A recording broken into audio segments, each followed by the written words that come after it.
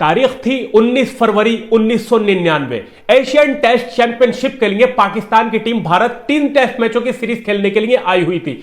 Series का तीसरा match Kolkata के ईडन गार्डन स्टेडियम में हो रहा था।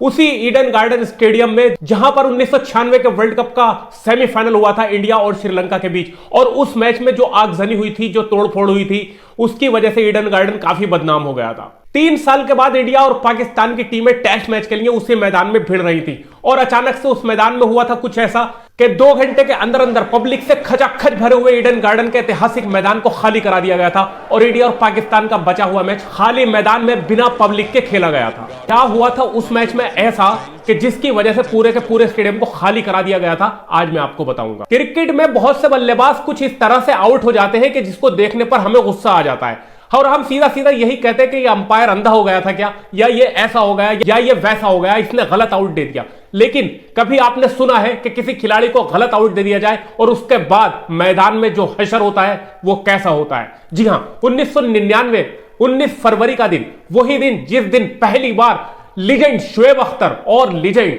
सचिन तेंदुलकर आमने सामने आए थे। तो गेंदबाजी कर रहे थे पाकिस्तान के महान गेंदबाज वसीम अकरम, और सामने थे भारत के महान बल्लेबाज सचिन तेंदुलकर। वसीम अकरम अपने रनअप पे दौड़े और उन्होंने सचिन तेंदुलकर को एक गेंद फेंकी, जिसको सचिन ने मिड ऑन की तरफ खेलकर 3 रन दौड़ लिए। जब वो 3 रन दौड़ने के लिए आ रहे थे तो उन्होंने क्रीज में अपना बल्ला रख ही दिया था, तभी अचानक से शोएब अख्तर बीच में आ गए, जो सचिन तेंदुलकर को नहीं दिखे, और शोएब अख्तर का मुंह सामने की तरफ था, इसकी वजह से वो सचिन तेंदुलकर को नहीं देख पाए। और सचिन तेंदुलकर ने जैसे ही क्रीज में बल्ला रखा और शोएब अख्तर से उनकी टक्कर हुई, वो बल्ला उड़ गया, और इत्तेफाक देखिए कि बाउंड्री से मारी गई थ्रो डायरेक्ट स्टंप पर पड़ी, और सचिन तेंदुलकर एक बिल्कुल ही अजीब तरीके से रन आउट दे दिए गए। इसके बाद मैदान में जो कुछ घटा वो मैं आपको बताने वाला हूं, लेकिन उससे पहले मैं शुरुआत से शुरू करता हूं। और शुरू करने से पहले आप लोगों को सिर्फ एक ही बात कहूंगा, अगर आप पहली बार मेरे चैनल पर आए, चैनल को सब्सक्राइब करके घंटे का बटन जरूर दबा दें और वीडियो को लाइक जरूर कर दें। तो 19 फरवरी 1999 का वो दिन पाकिस्तान की पहले बल्लेबाजी थी। पाकिस्तान ने पहले बल्लेबाजी करते हुए मात्र 188 रन बनाए, जिसमें वो ऑल आउट हो गए। भारत की तरफ से जवागल श्रीनाथ ने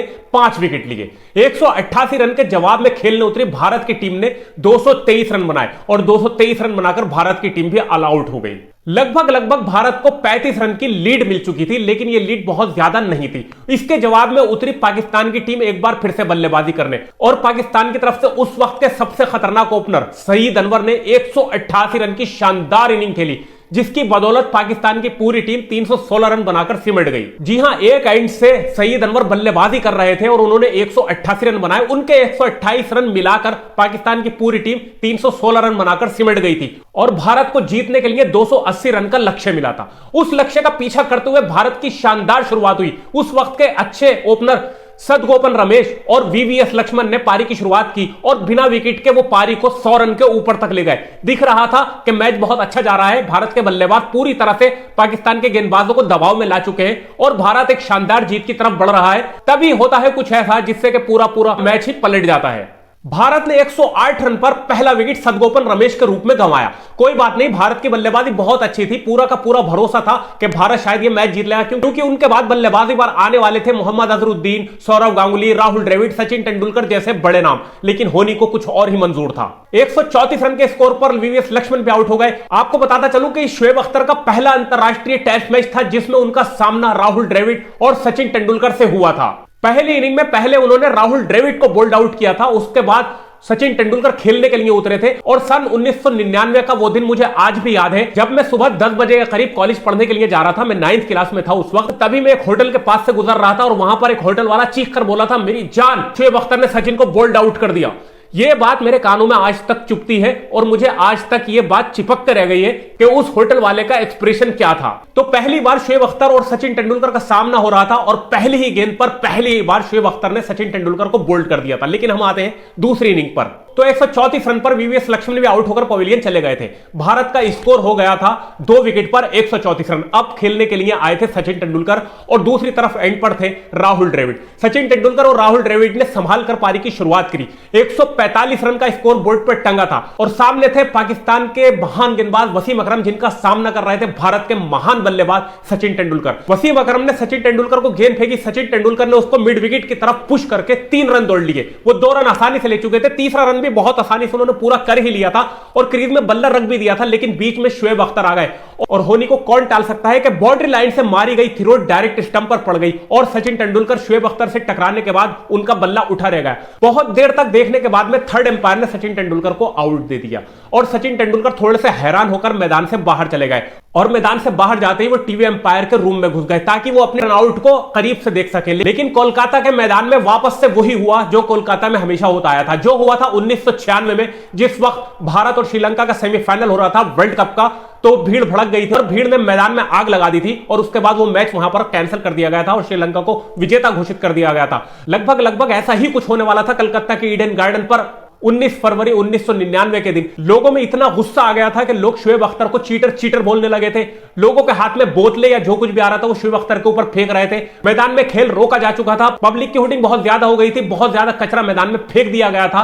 तभी सचिन तेंदुलकर को मैदान में उतरकर आना पड़ता है, खेल रोक दिया गया था। तभी जगमोहन डालमिया के साथ में और कलकत्ता के पुलिस कमिश्नर और सचिन तेंदुलकर मैदान में आते हैं और चारों तरफ घूम घूम कर पब्लिक को खामोश कराते हैं, पब्लिक से रिक्वेस्ट करते हैं कि ये खेल है, आउट होते रहते हैं। उसके बाद पब्लिक थोड़ी देर तक शांत हुई थी, लेकिन ये शांति जो थी ये बहुत बड़े तूफान का पेशखेमा थी। इसके बाद बहुत बड़ा तूफान उठने वाला था। भारत का स्कोर 219 रन पर 6 विकेट था। Sourav Ganguly the local boy मैदान में खेल रहे थे। मैदान अभी भी खचाखच भरा हुआ था क्योंकि सौरव गांगुली कलकत्ता से आते हैं तो उनकी बैटिंग देखने के लिए पूरा का पूरा कलकत्ता का क्राउड वहां पर मौजूद था। लेकिन भारत की हालत जो थी वो नाजुक थी क्योंकि अभी टारगेट काफी दूर था, लेकिन सौरव गांगुली के ऊपर निगाहें टिकी हुई थी। 219 रन के स्कोर पर ही 24 रन बनाकर सौरव गांगुली आउट हो गए और सौरव गांगुली का आउट होने के बाद पब्लिक कुछ ज्यादा ही भड़क गई। मैदान में चारों तरफ हुटिंग होने लगी, आगजनी होने लगी, खेल को पूरी तरह से रोक दिया गया। 2 घंटे तक लगभग खेल रुका रहा और पूरे के पूरे स्टेडियम को पुलिस से खाली करा दिया गया। जी हां, यह थी वो सिचुएशन जब पूरे के पूरे मैदान को खाली करा दिया गया था। सौरव गांगुली जिस वक्त आउट हुए उसके बाद पब्लिक का जो गुस्सा था वो फूट पड़ा था पूरी तरीके से और पब्लिक आपे से बाहर हो गई थी। जो जिसके हाथ में आ रहा था वो मैदान में फेंक रहा था, लेकिन यहां पर मैच को फिर से रोक दिया गया था। उसके बाद मैच रेफरी ने सबने मिलकर यही निर्णय लिया कि भाई मैदान से पब्लिक को खाली कर देना चाहिए और 2 घंटे की मशक्कत के बाद पूरा का पूरा मैदान खाली कर दिया गया। और उसके बाद भारत के 231 रन पर 9 विकेट हो चुके थे। भारत को जीत के लिए 48 रन और चाहिए थे और उसके बाद भारत की टीम वहां पर 232 रन पर ऑल आउट हो गई और यह मैच जो था ये इतिहास में दर्ज हो गया कि यह मैच शुरू हुआ था खचाखच भरे हुए मैदान से और जब यह मैच खत्म हुआ तो मैदान में कोई भी नहीं था। तो मुझे अच्छी तरह से वो दिन याद है जिस वक्त मैं स्कूल के लिए निकला था। मैं 9th क्लास में उस वक्त पढ़ता था, जिस वक्त पहली बार सचिन तेंदुलकर को शुएब अख्तर ने बोल्ड आउट किया था। उस वक्त दूरदर्शन पर सुबह को 1 घंटे मैच आता था और शाम को 1 घंटे मैच आता था। यह दौर मुझे आज भी याद है। अगर इस मैच की आपके जहन में कुछ यादें ताजा हैं तो आप मुझे कमेंट बॉक्स में जरूर बताइए। वीडियो को ज्यादा से ज्यादा लाइक करना, वीडियो को ज्यादा से ज्यादा शेयर करना। फेसबुक पेज पर देख रहे हो तो पेज को फॉलो करना, यूट्यूब चैनल पर देख रहे हैं चैनल को सब्सक्राइब करके घंटे का बटन जरूर दबा देना। हम मिलते हैं आपसे नेक्स्ट वीडियो में, तब तक के लिए सावधान रहें, सुरक्षित रहें। जय हिंद, जय भारत।